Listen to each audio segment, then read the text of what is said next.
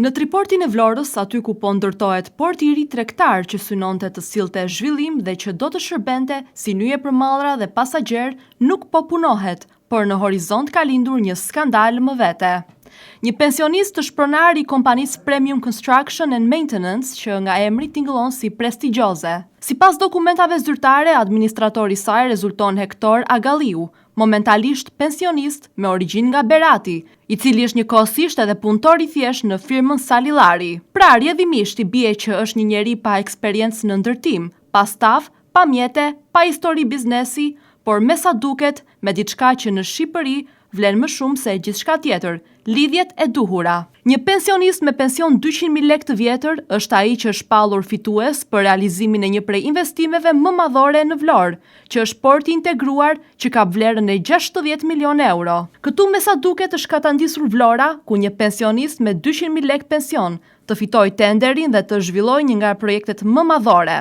Në 10 gusht të vitit 2021, Ministria e Infrastrukturës dhe Energjisë shpalli koncesionin për projektimin, ndërtimin dhe mirëmbajtjen e portit të integruar në Triport Vlorë. Kompani që morën pjesë në këtë tender ishin 3, por fituese u shpall oferta e bashkimit të këtyre 5 subjekteve.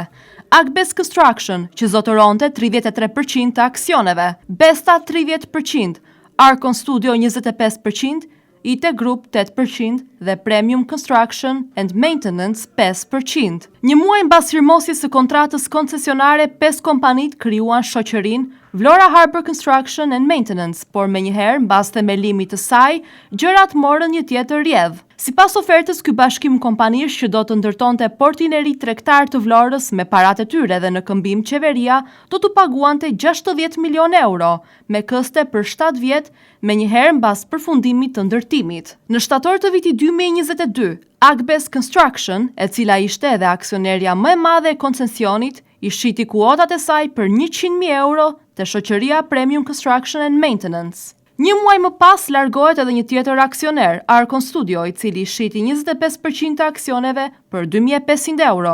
Blerës ishte sërish Premium Construction and Maintenance. Pak kohë më vonë ikën edhe një aksioner tjetër, Besta, e cila I shiti 30% të aksioneve të saj për vetëm 3.000 euro. Premium Construction and Maintenance, me 3 blerjet, u bë pronare 92% të aksioneve për një çmim total blerje prej 105.000 euro.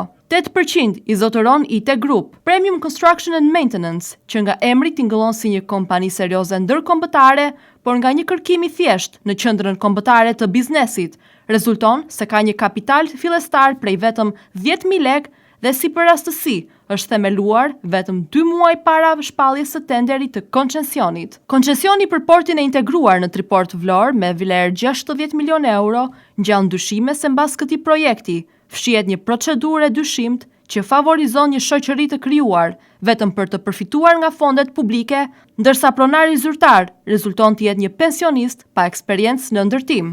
Zyrtarisht, pronari është shteti Hektor Agalliu, një pensionist dhe punëtor I thjesht me vetëm 200.000 lekë të vjetër pension në muaj. Nga ana tjetër, Partia Demokratike kërkon ndërhyrjen e menjëhershme të SPAK për të hetuar projektin dhe për të zbuluar pronarin real të skemës 60 milion euro, si edhe për të ndëshkuar zyrtarët e përfshirë në këtë aferë.